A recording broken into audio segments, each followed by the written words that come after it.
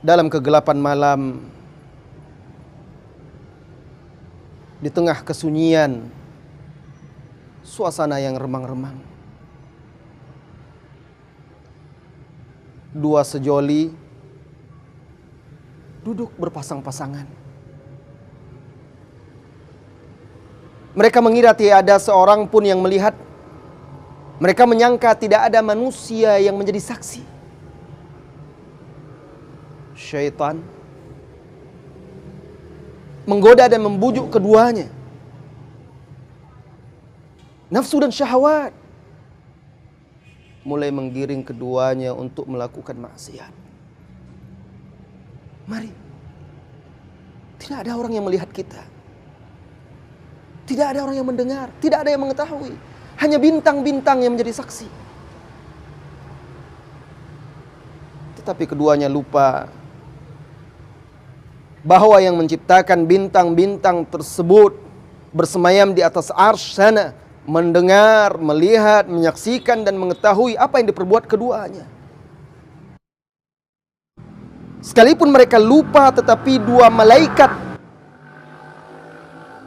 yang senantiasa mengiringi mereka tidak lupa mencatat apa yang mereka katakan, apa yang mereka perbuat dalam kegelapan, dalam keheningan, dalam kesunyian malam tersebut.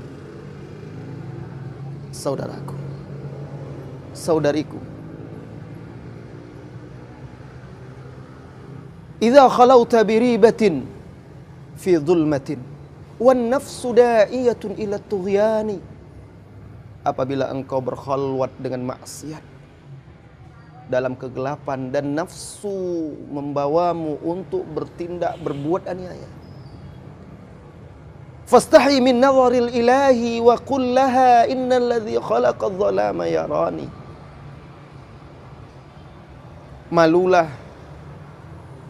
kepada penglihatan ilah. Katakan kepada nafsumu bahwa sesungguhnya menciptakan kegelapan ini melihat perbuatanmu. Sungguh makna yang dalam dari seorang pujangga. Mengajak kita untuk senantiasa menghadirkan raqabatullah, pengawasan Allah Subhanahu wa ta'ala.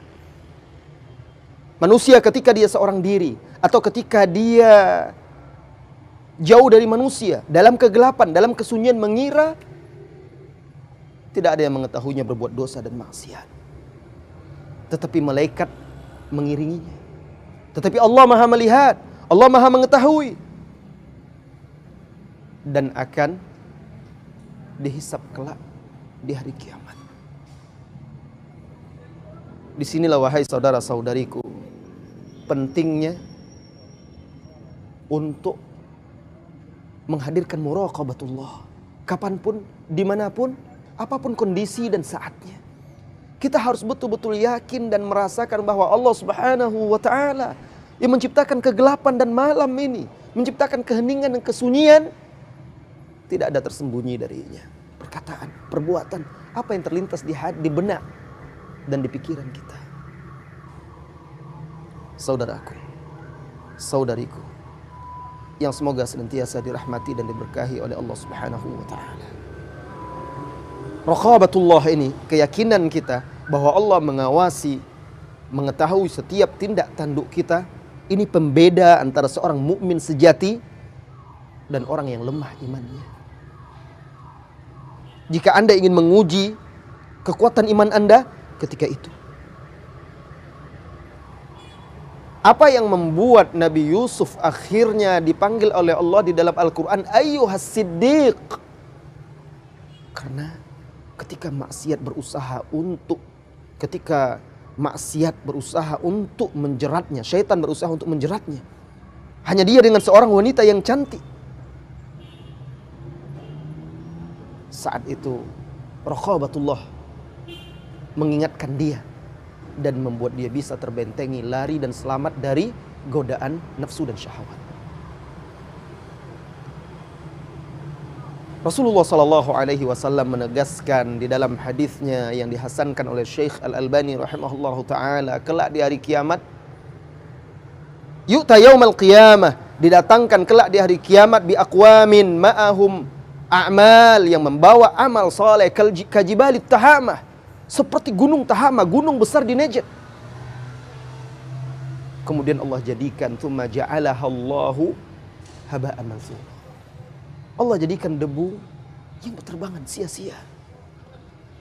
Para sahabat semuanya yang merasa khawatir dan takut bertanya, "Sifhum lana ya Rasulullah." Ceritakan ciri-ciri mereka, hai Rasulullah.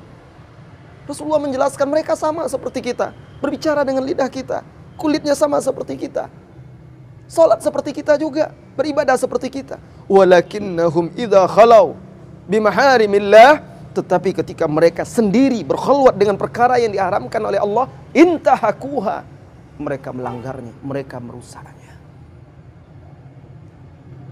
Jika hati betul-betul ikhlas, tulus dalam mengimani Allah Subhanahu wa taala, kapanpun, dimanapun, apapun kondisi dan keadaannya, dia senantiasa merasakan pengawasan yang di atas arsyana, bahwa dia maha melihat, maha mendengar, maha mengetahui, dan dia menugaskan dua malaikatnya untuk mengawasi dan mencatat, serta dia kelak di hari kiamat akan menghisap dan meminta pertanggungjawaban dari apa yang telah kita perbuat.